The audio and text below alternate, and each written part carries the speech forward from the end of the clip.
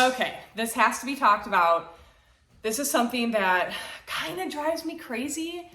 If you're a coach and you are calling yourself a wealth coach, a money coach, a financial coach, a business coach, and your bio states that you help entrepreneurs scale financially, or in some way, shape, or form, you're helping other coaches with money, yet you're also complaining about how you don't have clients, how you're struggling financially, how your business is not scaling.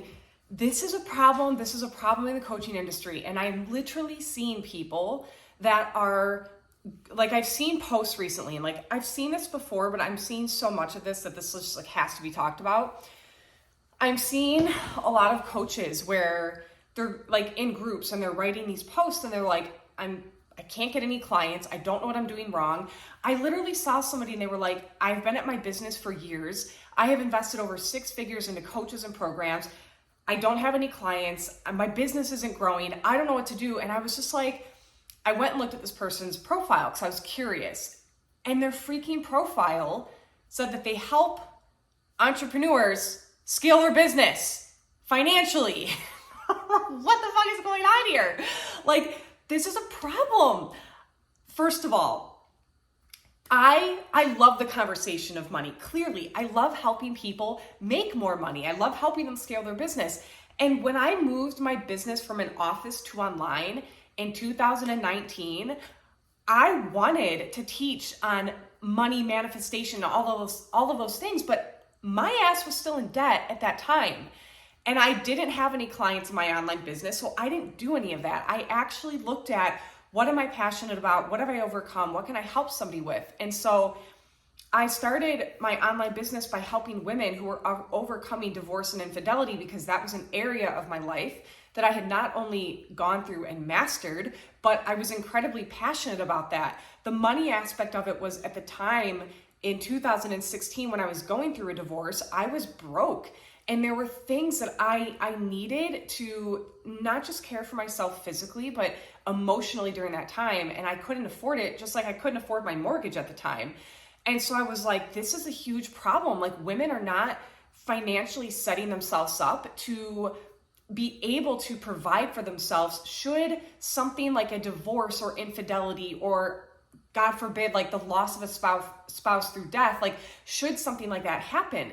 And so while I wanted to help women to really create money, I had to do that for myself first. Like, I wasn't going to teach on something that I hadn't mastered, that if it was a path that I hadn't walked down, I wasn't going to teach it. And I think I have seen in the coaching industry, there's so much smoke and mirrors.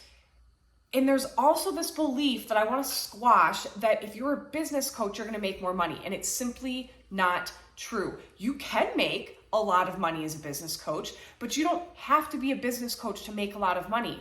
So for me, what happened was, as I was working with women going through a divorce, I invested money into my first mentor. I started learning how to really scale a coaching business online, what that took, the sales process, the marketing, like all of these different aspects of starting and scaling an online coaching business. And as I started doing that for myself, eventually what happened was I naturally had women that were coming to me asking, how was I getting clients? How are you growing your Facebook group? How are you doing this?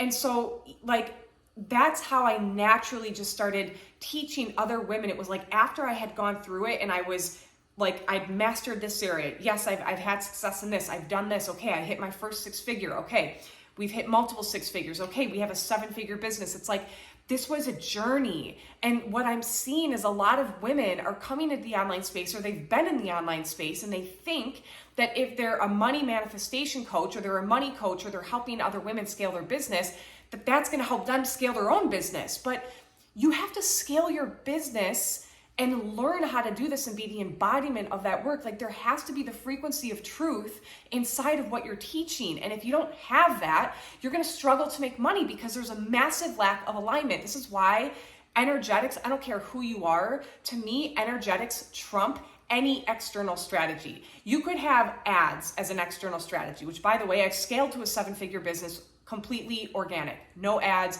I've never done paid ads. There's nothing wrong with paid ads. I just haven't done it. but you have to be able to scale your business first if you're going to teach somebody else to do that. And I can't even tell you the amount of times I actually lost a client because she wanted to teach money. And I'm like, but how can you do that when you're working through debt and you can't, like, she had come to me because she wanted to grow her business. And she goes, well, I'm going to teach money. And I said, but how? Like, if you were coming to me to learn how to do this, but you haven't done it, how are you like just going to start teaching people how to make money when you don't know how to make money and you're not making money? And that's the whole point of you coming to me. Like, and she was out. So that I'm just not going to play that game of you want to do something. It's like, imagine if you are 200 pounds overweight and you're labeling yourself a health coach, but you don't know how to lose the weight for yourself first. Like it doesn't work. So it's not only, this isn't only a conversation to serve you as the coach. If you're the person that is labeling yourself a wealth coach, a money manifestation coach, helping entrepreneurs scale their business, like if you're doing that, but you haven't done it for yourself first, this message is in service to you as much as it is to bring awareness to other coaches when it comes to really discerning who you are investing in. If you're going to make an investment into a coach, make sure that they have the business model that you want, the lifestyle that you want. I would ask them, like, don't be afraid to ask, how much money have you invested into your own mentorship? How much money have you actually invested into coaches? When's the last time you had a coach? For how long? Who's your current mentor? Like, you're allowed to ask these questions. And it's not that you can't start somewhere, but if you're gonna start somewhere and you're like, okay, I know that I want to be a coach. I know that I want to help people. I have yet to ever have a client.